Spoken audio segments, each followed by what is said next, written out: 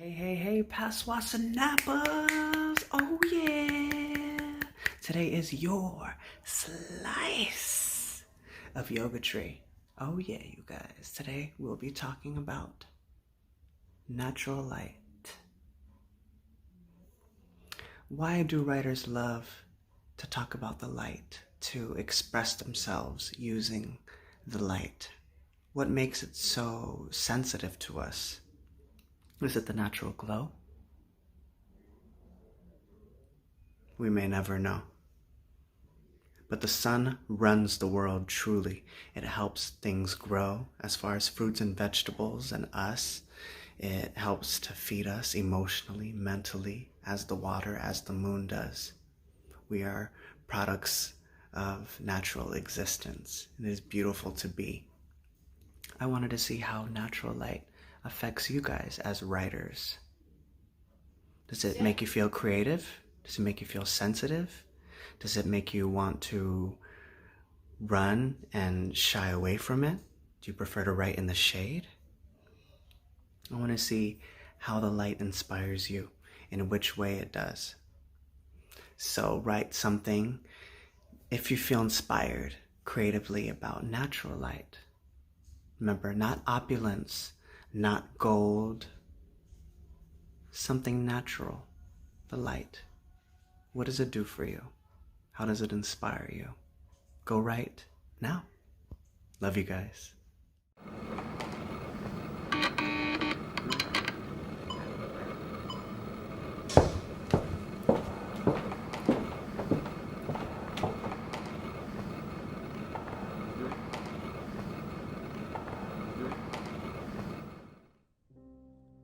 I want my words to touch you in ways that my hands cannot. So please, listen carefully. Life can sometimes make you feel inadequate, make you feel invisible, make you feel you don't exist, but these are the times when you must persist, and these are the times when we need you to shine. With a light that illuminates the place so bright as if you've just used cake soap on the world and left it with no dark spots. Little sister, shine. For you are not the sum of your fears and rejections. And when you forget that, and the tears come streaming from your eyes, pulling in your ears at the overwhelming reality of your fears, please shine, little brother. As though God took his son out to play. Like you are Will in that episode on graduation day. Please shine, mothers and fathers, whether you are doing it with someone or you are doing it alone, because having children in this generation can be difficult. So when you feel tired and like you can't go on, request the rain to fall and the sun to shine so that the clouds may part and so a rainbow can arise. Shine when the darkness feels too great. When it feels like you have lost much more than you have gained. When it feels like there has never been a before and there can never be an after, because the present is stifling, binding, keeping you tethered to the mundane, leaving you with no escape. Shine when you feel like a prodigal who has left home too long, that home no longer exists. Shine when you feel that you have no voice, no words, no ways to wax poetic. When you have fallen 100 times and the taste of failure you cannot stomach. When you have fallen and cannot arise based off of the strength that is within. When your body wants to crumble as if your bones are made of sand and your spirit is made of ash. Shine. For God will take those ashes and he will turn them into beauty. Shine when your breath gets caught up in your throat and you feel that you can never breathe another prayer. Shine when the seeds of bitterness begin to take root. Shine when the disappointment gets a little too real.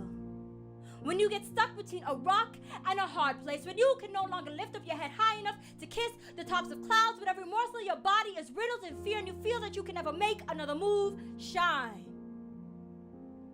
For our deepest fear is not that we are inadequate. Our deepest fear is that we are powerful beyond measure. It is our light, not our darkness, that most frightens us.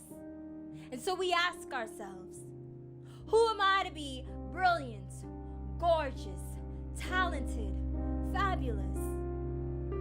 Actually, who are you not to be? You are a child of God, And your playing small does not serve the world. And there is nothing enlightened about shrinking so that other people do not feel insecure around you. For we were all meant to shine as children do.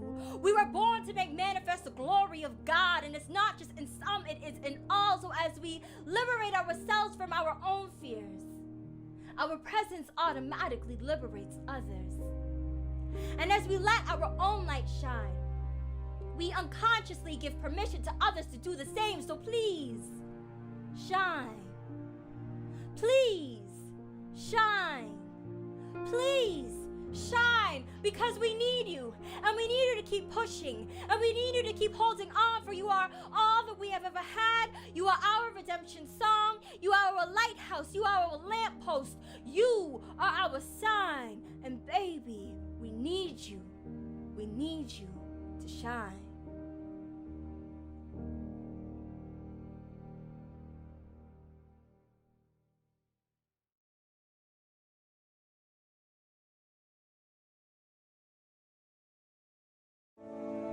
The night is come, but not too soon, and sinking silently, all silently, the little moon drops down behind the sky.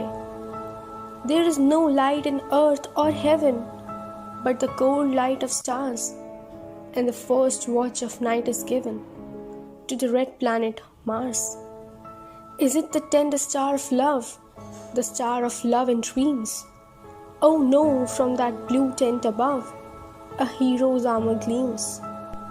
And earnest thoughts within me rise when I behold afar, suspended in the evening skies, the shield of that red star. O star of strength, I see thee stand and smile upon my pain. Thou beckonest with thy mailed hand, and I am strong again. Within my breast there is no light, but the cold light of stars. I gave the first watch of the night to the red planet Mars. The star of the unconquered will, he rises in my breast, serene and resolute and still, and calm and self-possessed. And thou too, whosoever thou art, that readest this brief psalm, as one by one thy hopes depart, by resolute and calm. O fear not in a world like this, and thou shalt know it long. Know how sublime a thing it is to suffer and be strong.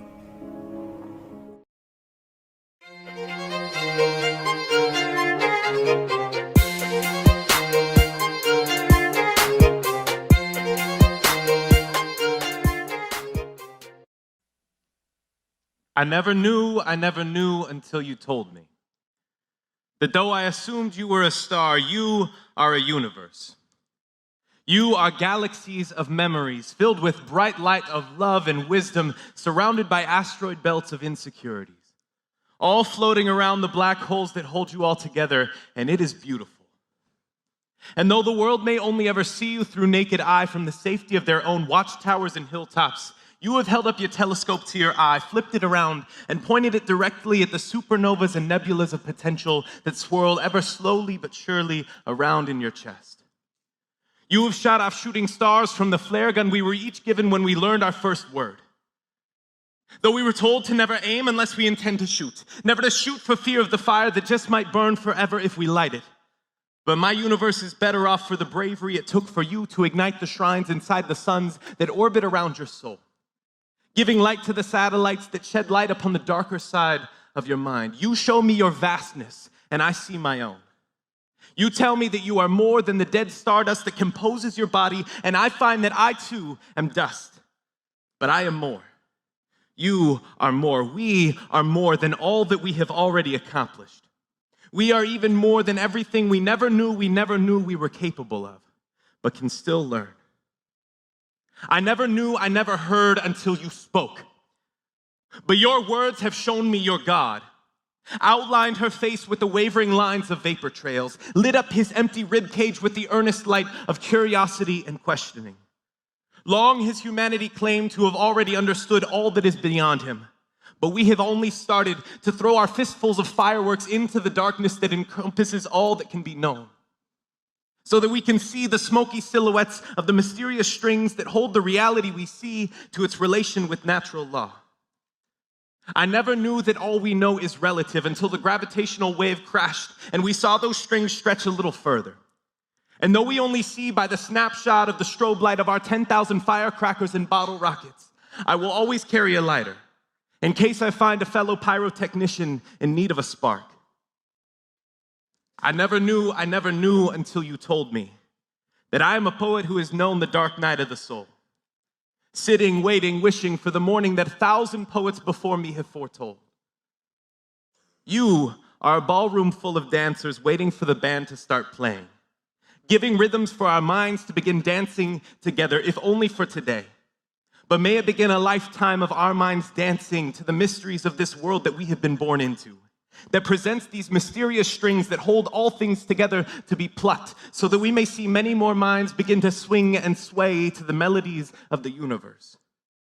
We are a world that has only just begun to see the dawn of the mind breaking open in the sky, and we have each received a front row seat to see a few brilliant minds stand on a stage and illuminate that dark night.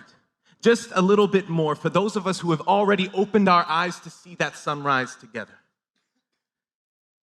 Maybe today we will see a few bright stars stand on a stage and tell us things we never knew could be known. Today, by the light of these bright minds, may each of our own lives illuminate.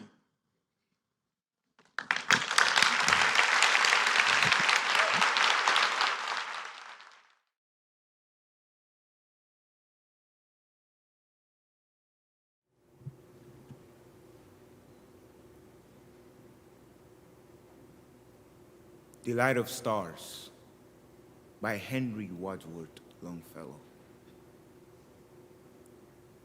The night is come, but not too soon. And sinking silently, oh silently, the little moon drops down behind the sky.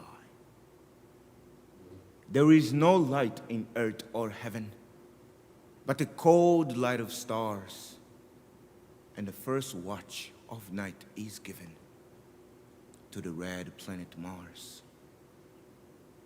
Is it the tender star of love, the star of love and dreams? Oh no. From that blue tent above, a hero's armor gleams. And earnest thoughts within me rise when I behold afar, suspended in the evening skies, the shield of that red star. O star of strength, I see thee stand and smile upon my pain. Thou beckonest with thy mailed hand, and I am strong again. Within my breast there is no light but the cold light of stars. I give the first watch of the night to the red planet Mars. The star of the unconquered will, he rises in my breast, serene and resolute, and still, and calm, and self-possessed. And thou too, whosoe'er thou art, that readest this brief psalm, as one by one thy hopes depart, be resolute and calm. Oh, fear not in a world like this, and thou shalt know ere long, know how sublime a thing it is to suffer and be strong.